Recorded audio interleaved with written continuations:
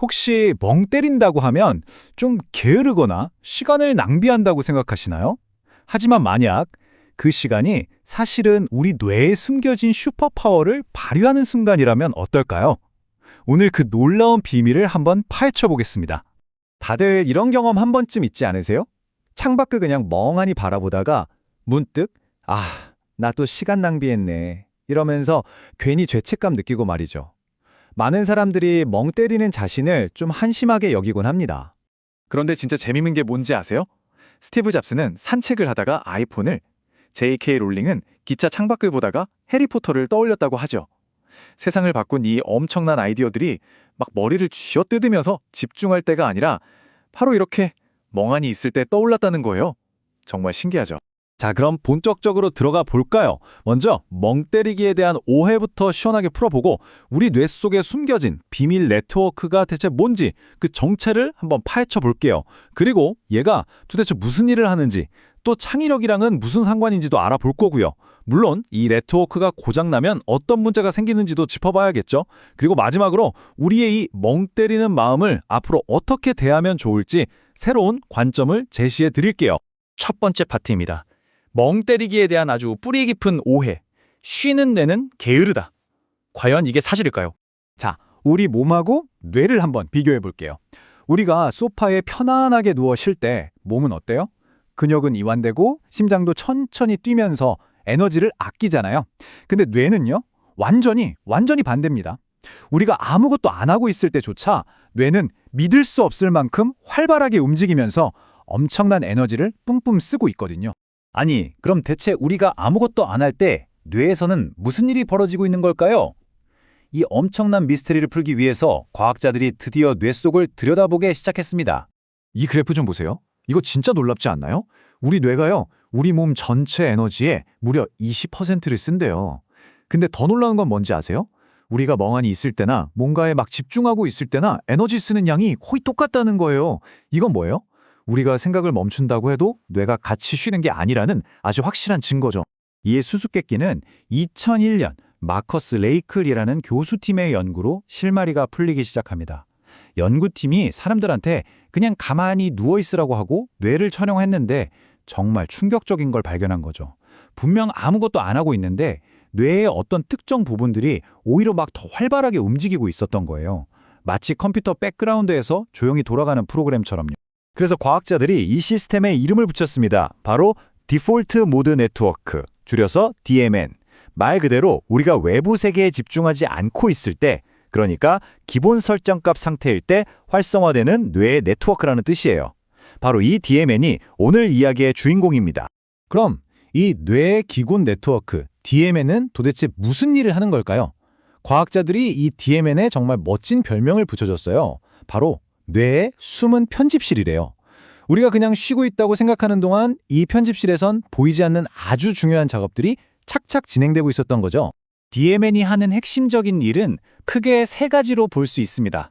첫째, 과거를 편집하고요. 둘째, 미래를 시뮬레이션해요. 그리고 마지막으로 이 두 가지 작업을 통해서 결국 나라는 존재 자체를 계속해서 업데이트하는 겁니다. 자, 하나씩 한번 살펴볼까요? 첫 번째, 과거 편집입니다. DMN은요, 우리가 하루 동안 겪은 수많은 경험들을 쫙 훑어봐요.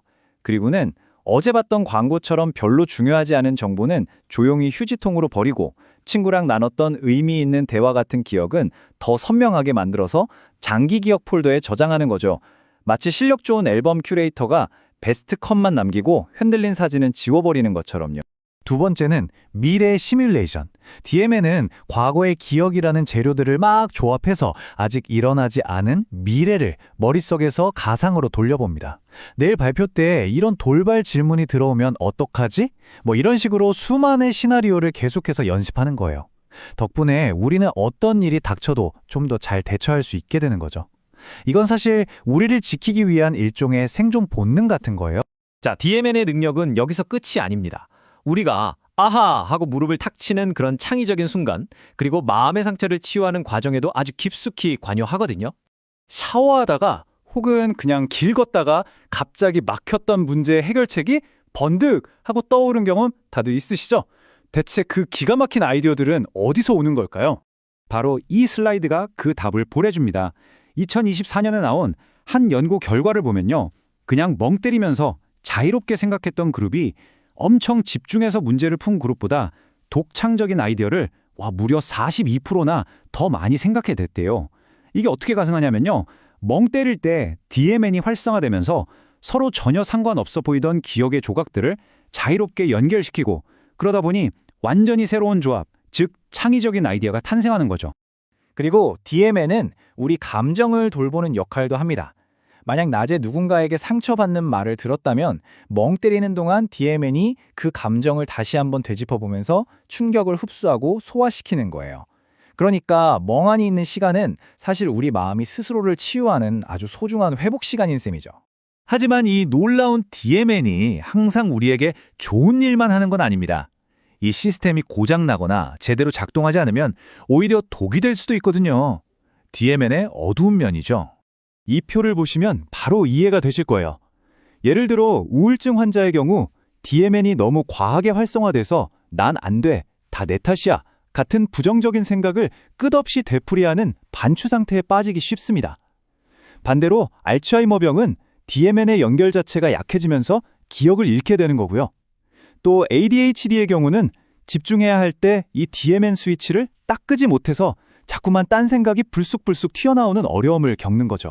자, 이제 우리의 멍 때리는 마음을 완전히 새로운 시선으로 바라볼 시간입니다. 오늘 이야기의 핵심 다시 한번 정리해 드릴게요. 꼭 기억하세요.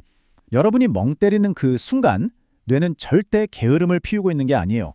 흩어져 있던 과거의 기억들을 정리하고 다가올 미래를 연습하고 있었고요. 나라는 사람을 계속 업데이트하면서 창의력을 키우고 또 감정의 상처까지 치유하는 정말 중요한 일들을 하고 있었던 겁니다. 그러니까 다음에 또 나도 모르게 멍해지더라도 더 이상 스스로를 탓하지 마세요. 어쩌면 그 순간 여러분의 뇌가 이렇게 속삭이고 있는지도 몰라요.